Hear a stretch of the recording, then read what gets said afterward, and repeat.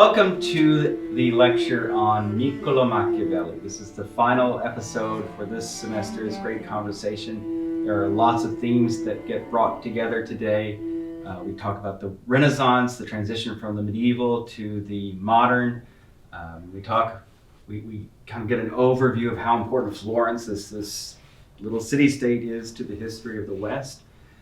And then, of course, all the issues that Machiavelli, that name, conjures up. The question of the ends justifying the means, or whether it's okay to do whatever it takes to secure and hold on to power. The question we'll confront today is, what is one permitted to do to create order in one's own life, in common life? Is it okay to be successful that one steps on the heads of others, if one is ruthless, if one tells lies, here and there, say, if it's an emergency, or we might tell ourselves that if we're in a jam, it might be okay to do things that we wouldn't normally countenance as moral actions. Is Machiavelli arguing for such immorality? That's a question that one has to take seriously. Reading The Prince, which is that famous little book that he is most known for. But it complicates our vision of Machiavelli when we come to understand he's actually deeply Republican, little r, Republican in sentiment. And so we have to understand his advice to a monarch in The Prince as being in a context in which his own favored form of government is not the rule of one, but the rule of many, though maybe not of all. That's one of the questions we have to deal with. We have to deal with this right up front, because Machiavelli brings the political question front and center. Again, he's thought of as the founder of modern political philosophy. It all is brought together again when we think about how should we live in terms of a explicitly political key. Machiavelli is going to be absolutely crucial for that renewed tone, which certainly was already the case with Plato and Aristotle. It is in classical philosophy that political philosophy takes its own birth. But something does happen with the Middle Ages, where the political question, though obviously can never be completely silenced, it wasn't as relevant, because the more widespread engagement in government just passed away, right? And that had already happened before the medieval forms had taken hold. We have, with the switch from the Roman Republic to the Roman Empire, obviously a increasing suppression of the involvement of the citizens in their own government, and that would continue. So that's an eclipse of the political question, because most people just didn't have a say. Now, when we say people, that's got to be also contextualized. Obviously, the citizens before the modern period were those men, who had property of a certain amount and who were not enslaved. So we're talking about this body of citizens in republics, those that are not autocratic regimes. In Athens, say, in the Roman Republic, we have where free propertied men governed themselves. That was the ideal. Obviously, that was not carried over into the empire and into the Middle Ages that follow the fall of the Western Roman Empire. So that's one reason the political question doesn't have the same urgency, because most people aren't involved in the great matters of state in that way that we saw with Athens and the Roman Republic. With the Ciompi Revolt in 1368, which we've already discussed before in a couple of places, not only are we talking about the citizens, this group of propertied free men seeking government, but we're talking about those even of lower classes, and that's very modern, that we're starting to deal. But it's not just modern. We saw this with the Roman Republic. A lot of the things we still deal with, if we study the history of the Roman Republic, we're going to realize that, and Marx knew this too, the tension between the classes had to be dealt with by the Republic, and so you have the tribunes of the plebs, and you have the Senate representing the patrician class, and so on. Well, the Chompy Revolt, on the lowest rung of the wool industry, they rose up in the time after the Black Death had volatilized social relations so much in the middle of the 1300s. And they demanded a role in government. It lasted only a few years, and then a republican form of government was reinstituted in Florence under, well, we have as one of the great names, Coluccio Salutati as the luminary. He's most identified with this notion of civic humanism, one of the great themes of Renaissance. So we have, again, there's just so much, and we have to just kind of touch on it briefly. Petrarch, a member of an exiled Florentine family. So, I mean, all of these figures, they're all Florent. They have a relationship to Florence. Petrarch is thought of as the proto-Renaissance figure. Certainly one could even look to the other Florentine, Dante, and say, well, did the Renaissance not start here? You've got Giotto, and you've got all of these figures that even at the end of the 1200s and the early 1300s, you have this new spirit of the vernacular, the hearing a lot of different voices, that listening. You hear in the Decameron of Boccaccio, you're getting glimpses of different classes. You're listening to new melodies, as it were.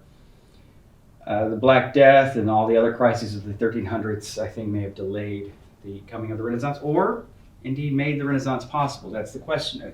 Culture, when it's pushed to the limit, as the Great Mortality did, it pushed Europe to the absolute limit. And you have to decide, as a culture, will we choose to go on? And they did. They chose to have a rebirth, a Renaissance. Petrarch, Boccaccio, and others. Salutati was taking up this lineage. And the notion there was to have this republican self-government, this notion of citizens, again, that limited group of property-free men, but it was still much larger than the autocratic regime. If you have this body of men who want to rule themselves, that is this notion of liberty as self-government, you have to have some way of equipping these men to discuss in the public assemblies. We've seen this with Athens too. And the common language that was going to be used would be this program of Studia Humanitatis, the humanities. You would study Latin, the pure Latin that Petrarch wanted to get behind the ecclesiastical Latin. You wanted to study Greek, ideally. You wanted to study rhetoric and poetry, history, and moral philosophy. So there's overlap with the old liberal arts, but there's something new here. And if you were grounded in this classical humanism, you would then be able to have the eloquence and the common language to govern yourself. And that's what the ideology of the Republic after the Chompy Revolt had. And so Florence had a republic where the power did not come down from one monarch, but it came up from the citizen body, the limited body of people thought to have the right and responsibility to govern themselves. During this time of the late 1300s, you have Florence being pressed by John Galeazzo Visconti of Milan, and so it's a time of war, and the pressure of war. John Galeazzo would probably have overtaken Florence, except he died in 1402. So there was a time of peace, but then Florence went on the warpath itself. It went after Pisa, because that's always the great goal of Florentine foreign policy, is to secure Pisa, because that allowed them to have access to the sea. Florence is landlocked on the Arno. Pisa gave them access to the Mediterranean. So that was always a part of Florentine foreign policy. Okay, during these wars, both defensive and offensive on the part of Florence, many debts were accumulated. So the Medici family started to rise in this context. They were aligned with the Ciompi, actually. These are new money, but they're still of the oligarchic class. They have immense wealth. They're not part of the old nobility, and they were aligned with the people, right? The larger group beneath the citizenry. And that helped them to rise in the social balance of Florence. Eventually, Cosimo de' Medici was able to secure rule in 1434 in Florence, though the Republican forms were maintained. So this was very much like with Octavian, with Augustus Caesar, that he was the first citizen, but he wasn't claiming an office that made him, say, a king. He was behind the scenes. He controlled whoever got into the offices, but in the old Republican assemblies and councils were all maintained. But in effect, that initiated 60 years of Medici dominance of Florentine politics. So during that time, there was always a Republican faction that chafed against the Medicean hegemony because they actually wanted to rule themselves instead of looking as if they ruled themselves. Under Cosimo de' Medici, the Renaissance takes off. I mean, it's hard. There's some dispute whether you can say Florence is ground zero for the Renaissance. It seems to me that that's the case, though. There are many factors. One of them is that the Council of Florence, which is all part of that big struggle that follows upon the Great Papal Schism, which we've looked at before. The conciliarists at the Council of Constance, which they had resolved the crisis by making sure that you had Martin V take over after all of the dust settled. But then the conciliarists, that is those who maintained that the General Council of the Church had supreme power in the Catholic Church, not the Pope. Well, the popes didn't like that, so they kept pushing back on that, even though the popes did get reinstalled based on the councils of it. I mean, there is a real issue of ecclesiology here, but in the jockeying, the popes were able to do an end run around the conciliarists because they had a request by the Eastern Roman Empire, the Byzantines, to have a parley, and eventually the council was moved. The papal leaning council was moved to Florence. Actually, the Roman, the Byzantine emperor himself, and I think even the patriarch, they come over with their delegation to Florence. And in 1439, they negotiate a reconciliation of Eastern Orthodoxy and Roman Catholicism, which is this remarkable moment. Unfortunately, and this is because, of course, the Ottoman Turks were pressing so hard on Constantinople. Unfortunately, when the Eastern delegation took the deal back to Constantinople, the populace and the clerisy there did not receive that. So 1453, they fall to the Ottoman Turks, and that's the end of the Roman Empire. That's the final end. But when they came over to Florence, they brought not only themselves with their Greek heritage. I mean, they embodied that side of classical antiquity in themselves. Some Romanitas, but they had the Greek in them, and they brought Greek books. And that was a great impetus towards the Renaissance itself. Okay, and you have all of these names as far as whether Florence was the center. Well, you have Fra Angelico, Fra Lippi, Botticelli, Leonardo da Vinci, Michelangelo. These were all from the Florentine Republic. So it's remarkable. And other names could be mentioned. And the Medicis were the ones who patronized these great artists. And these are just to concentrate on sculptors and artists here. Okay, so that's just, it's so much.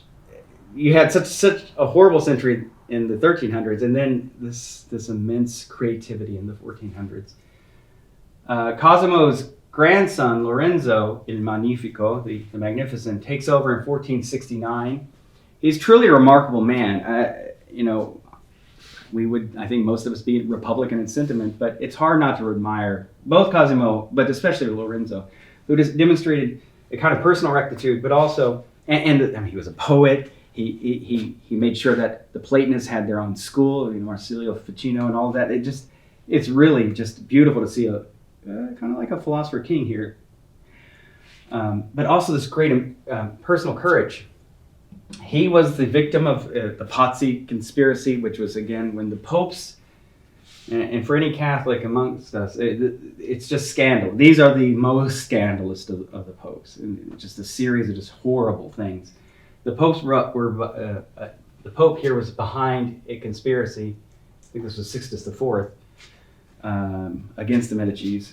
And on Easter Sunday, in the Duomo, after consecration, Lorenzo and his brother Giuliano, I think, were attacked. Giuliano was slaughtered, and I believe even the Archbishop of Pisa was involved physically in that attack because he was one of the Pope's men.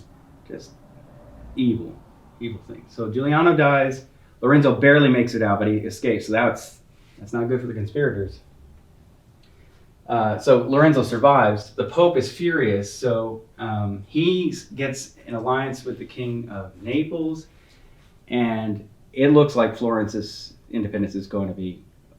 There's no way to resist the papal armies with the Neapolitan forces. Lorenzo goes in person. He sails to Naples, basically unarmed, and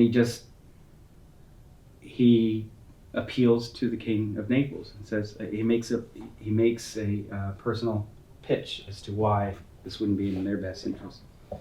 He succeeds. He succeeds in flipping the strategic balance there, and it's really a remarkable act of courage. So he dies in 1492. His son Piero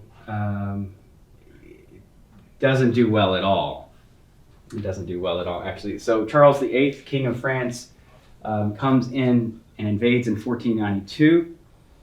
That opens up an era of immense chaos on the Italian peninsula, where all the great powers of Europe, including Spain and the Holy Roman Empire, which at this point you can just say almost Germany, but it's not one country.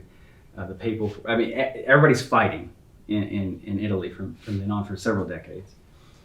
Piero wants to do the same thing his father did, and he tries to negotiate with Charles VIII, who thinks he's the new Charlemagne, but it's really kind of pathetic because he's a great failure, but it was enough to mess up Florence. Piero just gives everything away, and the people are furious with him, and so his government falls, and that's the end of the Medici rule for now. So that's in 1494, I believe, is when the collapse of the Medici occurs.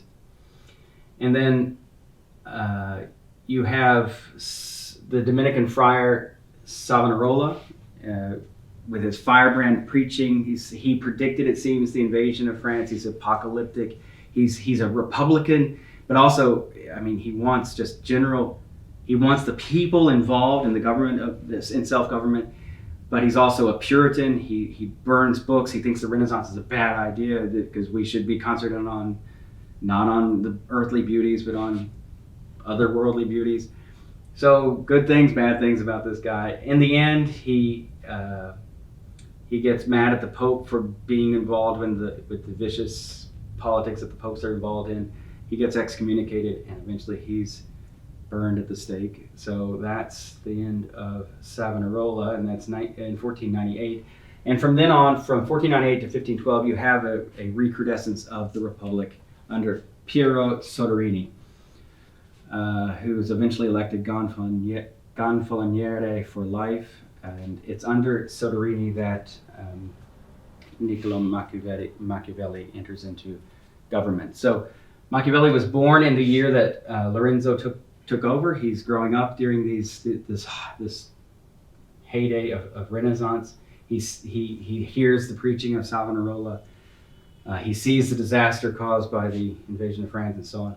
He enters the government as the head of the Second Chancery, which is involved with maintaining correspondence with Florentine territories.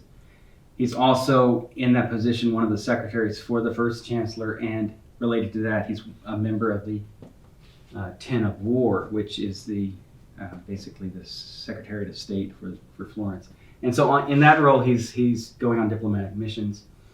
He he sees on one of those missions up close the working of Cesare Borgia, and he's really the model for the prince. Borgia is the son, yes, I said that, he's the son of the Pope at the time, Alexander VI, the Borgia Pope, and that's a whole nother story. But the Pope wanted his son to have territory. He gives him the Romagna, which is more or less to the east of Tuscany. Cesare takes auxiliary troops into the Romagna and has amazing success, actually. But eventually he's undone because his father, the Pope, dies, and he gets behind the election of a man who was the enemy of his father, who becomes known as Julius II, and that was, as Machiavelli points out, a huge strategic blunder. Julius II had promised Cesare an army. Instead, he imprisons him, and that's the end of that guy. Julius II leads his own armies. It's perverse. A pope at the head of armies, fighting, reconstituting the papal states. He's the one who's yelling at Michelangelo as he's doing the Sistine Chapel. I mean, this guy is the great papal patron of Renaissance art, Michelangelo and so on. Michelangelo, who is himself a great Republican. So Pope Julius, from 1503 to 1513, is doing his thing. So, and that he eventually brings about the end of the Florentine Republic for good, and that's because the Florentine Republic does not get on board his hawkish moves towards France, and so Julius takes revenge by putting the Medici back in power. At this point, Machiavelli is, of course, thrown out of government, and eventually he's misidentified as a conspirator against the Medici. He's tortured in that context. He retires to his little villa out south of Florence, and there he writes. He writes The Prince. He writes the Discourses on Livy, which he says in The Prince. He says, I'm going to treat about principalities here, monarchies, principalities. I've treated of republicanism elsewhere, and he does that Republican musing in a much larger book, not much larger than The Prince, in the Discourses on Livy, where he's taking Livy, who's the historian of the Roman Republic, and he's thinking through republicanism. And that's where his heart was. People identify him with being the supporter of the strong man, but his heart really isn't there. I mean, he's giving this advice as a mirror of princes. He's saying, if you want to hold power, this is what you've got to do. And he says those things that are so famous. It's better to be feared than to be loved. It's better to sometimes you've got to learn not to be good, because if you're good, you're gonna lose power, and so on. And that's the question here. He has two forces that he identifies: virtue, which really you need to think about the root as vir, meaning man, male. Virtue, he sometimes means the thing we think about as virtue, that is, justice and so on. But more often he means manliness, assertion of power, skillfulness.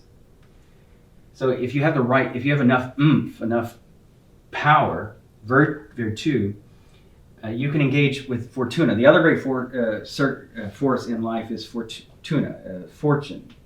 And he's saying, okay, and this is classic, right? In life, there are opportunities, and then there are blocks. Sometimes things go well, sometimes things go very badly, and you can't really control the circumstances. What seems to be different with Machiavelli is he's saying, but if you apply your manliness enough, you can master fortune, not eliminate it. Opportunities are what they are, circumstances are what they are, but you can master this woman, fortune, and it's gendered that way. And he used women too, but not to make an ad hominem. But he's saying you master this woman, fortune. And he's saying that Cesare Borgia, who had this great self-confidence, he said, but he didn't temper his self-confidence to meet the circumstances, what fortune gave him, right? You have your gifts, you have your strengths, but if things change, you need to be able to attack with the winds. Julius II also, he thought of as a great prince, this warlord pope. He certainly he beat Cesare at this chess game, but Julius II went after this seemingly foolhardy attempt to attack France. And it's because he was impetuous and that worked for him until it didn't work for him, right? So you've got to take the measure of circumstance and say, how do I act skillfully in this context? And that really is what Machiavelli is saying, is if you want to create order where there is no order, and really though we have to contextualize this, if you want your order, right, it's your blueprint, it's your vision. It's a different question if we ask ourselves, well, is it my order that we're talking about, or just what would be the best order, the common good? That would be the real question, right? What would be good for us that might change but still, we could use the principle, right? That if the goal is the common good, how do we use our talents to negotiate this? If it's more classically framed, we would talk about prudence. That is, we just have to be practically wise to not do stupid things. But is it right? Do we need to, states depend on self-defense? Are you able to lie when you use human intelligence? And so there's all kinds of questions. Can you use propaganda that's not true? And so on. These are important questions for us to ask. If we want to be a self-governing Republican people, we have to ask these questions. And so, and it's important to note that he knew about military force. He was the one who organized a militia for Florence and that actually retook Pisa in 1509. I mean, so this man actually wasn't just an armchair theorist. There's a lot of, most of the writings we have are from intellectuals like me, and it's most, as a class, we don't do a lot of stuff. So there's a lot of airy theorizing. Machiavelli actually had hands-on experience. So it's not as easy to dismiss him. He's someone we have to take very seriously. And here's a man who would walk into the Palazzo della Signoria, now known as the Palazzo Vecchio, and there would be Michelangelo's David, which was a symbol. This Republican Michelangelo had the symbol of, well, actually, that statue was of the Republic overcoming the Medici. So it's a very politically explosive kind of statement, that statue. And here's a man who took inspiration in this notion that if one is skillful enough, the little guy can beat the big guy. Now, that's what you had to, if you're a loyal Florentine citizen, that's what you had to think, because this is a little city-state in the midst of great European powers. And that's the question we want to ask ourselves, right? I mean, he was thinking a little bit like Dante, it seems. Certainly, we've got Machiavelli talking this way of what would Italy, what does it mean to have a Italian sense of community? And this a little bit is echoes of the Roman Republic or Empire. But we can take this and expand it to, what would it mean to have, a united West, a united world? What would it take to form a common order? If the ancient Republican was based on the martial, right, the warrior male, who was the free property man, if we've switched to the modern Republic of the commercial commerce, which is what shifts materially the things from the ancient to the modern, are we happy with that? I mean, then we're asking ourselves, is it possible to found order on something other than virtue, on self-interest, right? That's supposedly the capitalist claim, that you can get order out of self-interest. Well, that doesn't seem to be turning out so well. So what do we want our order to be based on? Can it be can we go back to the Renaissance and talk about culture? Can we talk about this common pursuit of the truth? Common pursuit of the good and the beautiful? What would it take for us to be together? And this is what the Great Conversation keeps asking, certainly at the end of this section, but all through. As a civilization, if we're all part of a common project, what is it that would take for us to have a rebirth of common endeavor, of a sense that we're sharing in civic friendship, that we want to talk together, have a great conversation about the most precious things in our lives? Can we do that again?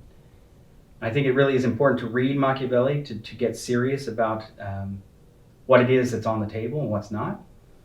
But beyond Machiavelli, we just need to ask ourselves again an original encounter with thought, of just to think for ourselves, what am I willing to do to help form a new order that serves the good of each of us and of all of us?